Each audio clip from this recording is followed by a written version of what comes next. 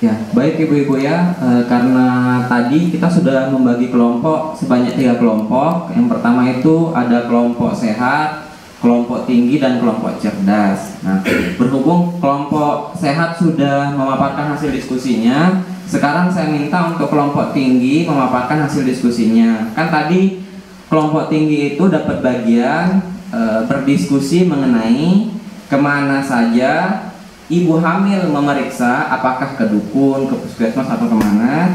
Terus yang kedua, berapa kali ibu hamil harus periksa kehamilan. Nah, yang ketiga, layanan apa saja yang diterima ibu hamil selama di puskesmas. Seperti itu. Kira-kira gimana hasil diskusinya ibu-ibu? Saya coba untuk kelompok tinggi memaparkan hasil diskusinya dulu. Ya, jadi kita kalau ingin konsultasi kesehatan mengenai ibu dan bayi itu harus ke puskesmas, ke pendamping. Ya, benar ya. Benar, itu jadi pemaparan hasil diskusi kelompok tinggi ini sangat bagus ya, dan sangat wow ya. Jadi karena wow masukannya, maka kita kasih dia atau kita beri tepuk wow untuk kelompok tinggi. Mari ibu-ibu semua kita tepuk wow. W O W. Wow, baik ibu-ibu ya, semangat masih ibu-ibu ya. Semangat ya. Sekarang karena tadi kelompok tinggi sudah memaparkan hasil diskusinya, alangkah lebih baiknya sekarang kita menonton video ya untuk memaksimalkan apa yang sudah dipaparkan oleh kelompok tinggi. Karena di video ini akan memberitahu kita semua apa saja, kemana harus kita memeriksa ibu hamil, terus berapa kali harus kita periksa, dan apa saja layanan yang kita dapatkan atau apa saja yang kita dapatkan ketika kita periksa di puskesmas, begitu ibu-ibu. Jadi sekarang saya coba untuk memutarkan videonya ibu-ibu ya, baik disimak dan ditonton dengan seksama ya. 1, 2, 3.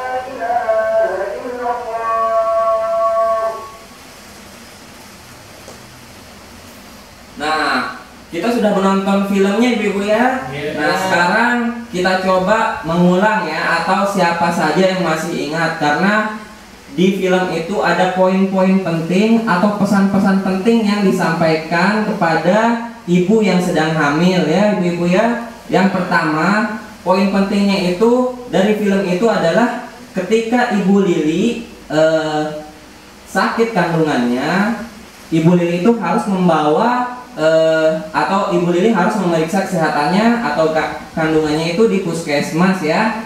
Jadi Ibu Lili harus rutin periksa kandungannya. Nah, yang kedua, itu poin penting atau nasihat penting dari film itu adalah kita harus memeriksa, atau ibu hamil itu harus memeriksa kandungannya minimal 4 kali ya ibu-ibu ya.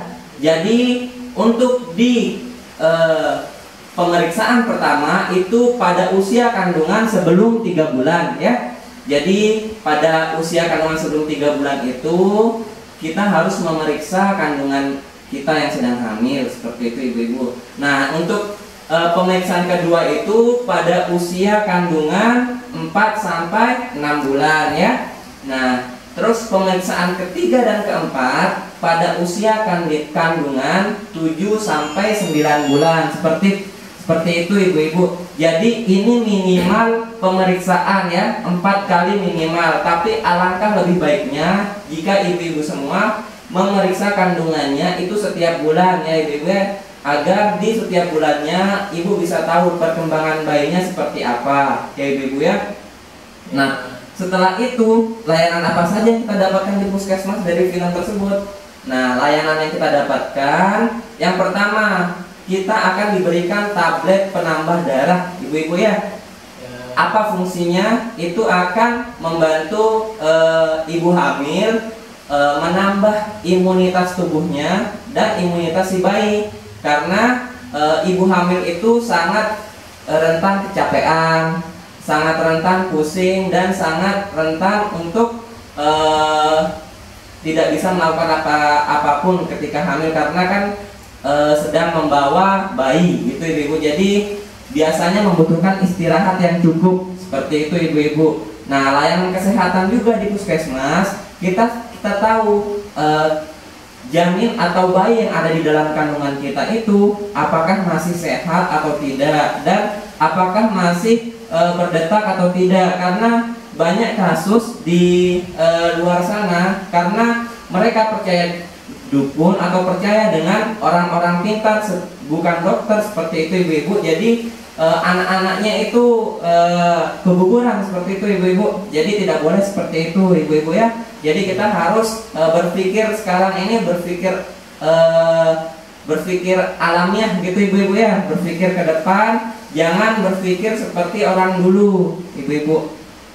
Nah, sekarang kita lihat flip chart ini ibu-ibu ya. Jadi ini yang maksudnya tadi saya itu di flip chart ini yang saya kasih tahu tadi itu adalah yang 4 kali ini ibu-ibu ya, 4 kali pemeriksaan itu. Nah, di usia kandungan sebelum 3 bulan, yang kedua 4 sampai 6 bulan, yang ketiga dan 4 itu di usia kandungan 7 sampai 9 bulan. Nah, di film itu juga tadi sudah disampaikan ada istilah 4 terlalu 3 terlambat. Siapa yang tahu apa itu 4 terlalu 3 terlambat dari film tersebut? Ada yang ingat enggak ya? Sebelum saya kasih tahu. Terlambat melahirkan. Iya, benar ya. Terlambat melahirkan, apa lagi? Terlalu dini. Terlalu dini, benar. Itu dicampur-campur ya, terlambat sama terlalunya. Jadi yang pertama saya beritahu itu adalah yang 4 terlalu ya. Yang pertama, terlalu muda ya. Usia ibu hamil kurang dari 20 tahun itu terlalu muda ya. Terus yang kedua, terlalu tua. Terlalu tua itu adalah usia ibu hamil lebih dari 35 tahun ya. Jadi ibu atau ketika kita menikah itu hati-hati ya memilih pasangan, atau ibu-ibu itu ketika menikah itu usianya itu harus di atas 20 tahun, 21 tahun ke atas lah gitu ibu-ibu ya. Dan tidak boleh ketuaan juga ibu-ibu, karena di 35 tahun ke atas itu akan resiko pada ibu dan calon bayinya, seperti itu ibu-ibu ya. Jadi itu terlalu muda, terlalu tua. Dan ketiga itu terlalu dekat jarak kehamilan. Maksudnya ini adalah jarak antara kehamilan satu dengan berikutnya kurang dari 2 tahun, dan itu tidak boleh ibu-ibu ya. Jadi seperti yang saya sampaikan tadi adalah itu beresiko kepada ibunya sendiri dan calon bayinya ya. Dan yang keempat, terlalu banyak anak. Jadi ibu kita semua ini tidak boleh juga terlalu harus membatasi memiliki anak seperti itu ibu-ibu ya. Karena ibu yang pernah hamil atau melahirkan 4 kali atau lebih memiliki resiko yang lebih tinggi terhadap calon bayinya dan ibunya itu sendiri. Karena ini adalah sudah diteliti oleh pakar-pakarnya seperti itu ibu-ibu. Itu 4 terlalu ya. Jadi ini harus diingat, terlalu muda, terlalu tua, terlalu dekat jarak kehamilan, dan terlalu banyak anak. Ini beresiko pada ibu dan calon bayinya ya. Terus terlambat sekarang, siapa yang tahu 3 terlambat? Pertama, benar, terlambat pergi ke puskesmas ya. Jadi terlambat pergi ke puskesmas. Yang kedua, terlambat memeriksa kandungan ya. Terus yang ketiga, terlambat diperiksa oleh dokter ya. Jadi pertama, terlambat ke puskesmas. Terus yang kedua, terlambat mengetahui ada gejala atau masalah dalam kandungannya. Terus yang ketiga itu terlambat diperiksa oleh dokter atau pelayan kesehatan di puskesmas. Jadi itu 3 terlambat yang harus kita hindari. Karena kalau kita sudah terlambat ketiga-tiganya, itu akan beresiko bukan hanya pada calon bayinya, tapi pada ibu-ibunya juga ya, ibu yang hamil seperti itu, ibu-ibu ya. Apakah paham ibu-ibu? Paham. Jadi ibu harus ingat dari film ini hanya yang saya sampaikan poin penting tadi itu aja ibu. 4 terlalu, 3 terlambat ya. Itu sudah poin yang sudah saya ringkas menjadi poin-poin yang sangat bisa diterapkan di kehidupan ketika ibu hamil seperti itu ibu-ibu. Nah,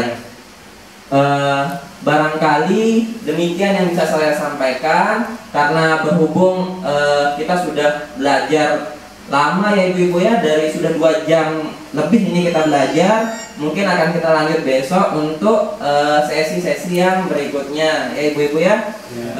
Cukup sekian dari saya. Assalamualaikum warahmatullahi wabarakatuh. Waalaikumsalam. Untuk terus maju membangun Indonesia, ku persembahkan seluruh jiwa raga. Untuk terus maju membangun Indonesia, generasi